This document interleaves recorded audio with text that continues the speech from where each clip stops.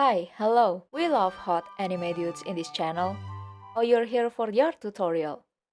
Don't freaking lie to me. And we also draw a lot of fan arts. So, for a change, let's design an original character or an OC for this video. I will be using Ibispaint because it seems a lot of you are using Ibispaint as well, but I don't know where to start with designing characters. So, who's better to teach us than Coloso? What is Coloso, you ask? No, I didn't ask, but let me tell you. Coloso is an online learning platform where you can learn illustration, concept art, even baking. You know, if you're bored with art. But let's focus on art for now. Our teacher for today is R00H in their class Drawing Charming Male Character Portraits, which is right up my alley. When I saw their artworks, I was instantly in fangirling mode because just look at their art style. It's gorgeous. Okay, so the first thing to do in designing character, besides staring at the empty void of your canvas, is gathering your references and mood boards. Here, our teacher writes a couple of keywords to visually describe the character. So let's do that. By the way, you can also follow along. My keywords will be male character, he will have short dark hair and leather jacket and also crop top.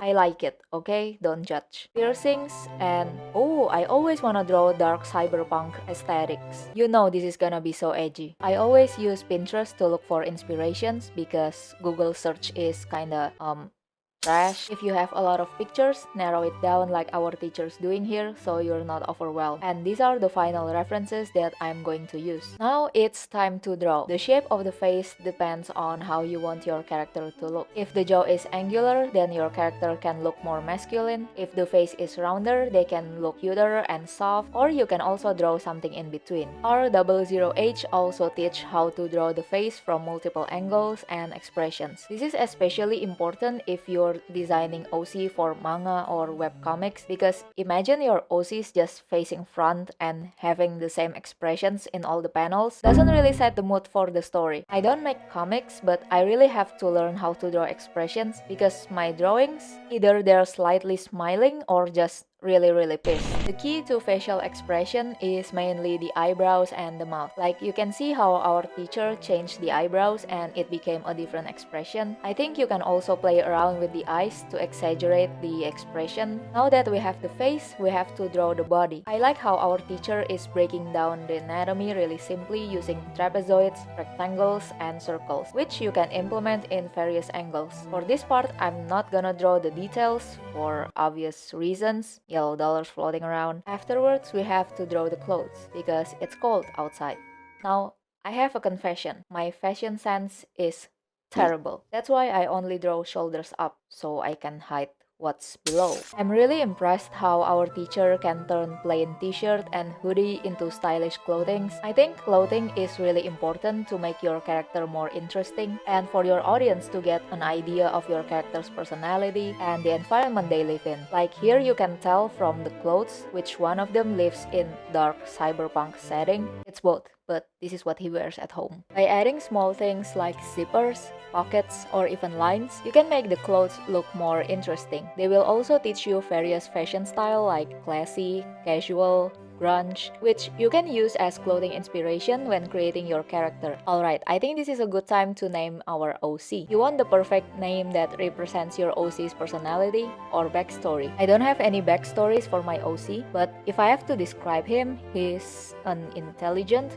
nonchalant, cool edgelord, which apparently spells incel. He does not like that. So if you guys have any name suggestions, that will be very helpful. Thanks. There's a really quick coloring technique that our teacher shows in the tutorial, which is perfect for testing out colors or when you're simply being lazy. So first, we are shading the character in grayscale, which is basically coloring in shades of gray. Now duplicate the layer and go to filter. Okay, if you have premium Ibispaint, you know the paid version, you can access the gradation maps. But since I am F2P, free to paint, I'm gonna use parallel gradation. The colors might look kind of flat compared to gradation maps because gradation maps also affects the values in your painting, or just read this if you wanna know more. But for F2P, I think parallel gradation is really good. You can scroll down and pick different colors. Ibispaint has tons of color combinations. You can also add more colors in the sliders and you can flip them by clicking this part. Now of course, if you want to color the skin or the eyes, you still have to do it manually, but I think this is good enough enough to test out colors that works for your OC or just to post it on Instagram. Speaking of Instagram, you might want to create a full illustration to show off your OC. And this is where our teacher shows us how to do initial sketches. They start off with having some rectangles in different types: portrait, landscape,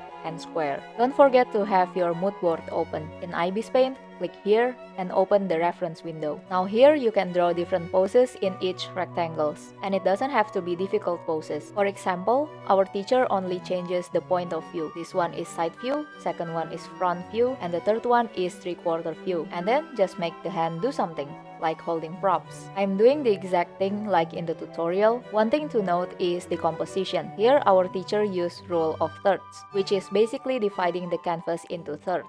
Now you have these 4 points, and you want to make sure the face, props, and anything you want to highlight are placed on these 4 points. And then we line art our sketch. If you don't know how to line art, I have 2 videos explaining it, so go ahead and watch those. Or watch our teacher's class.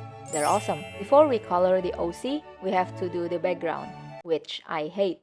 I don't like drawing backgrounds, okay? I'm lazy and I don't have that many brain cells. Thankfully, our teacher shows us how to make simple but creative backgrounds.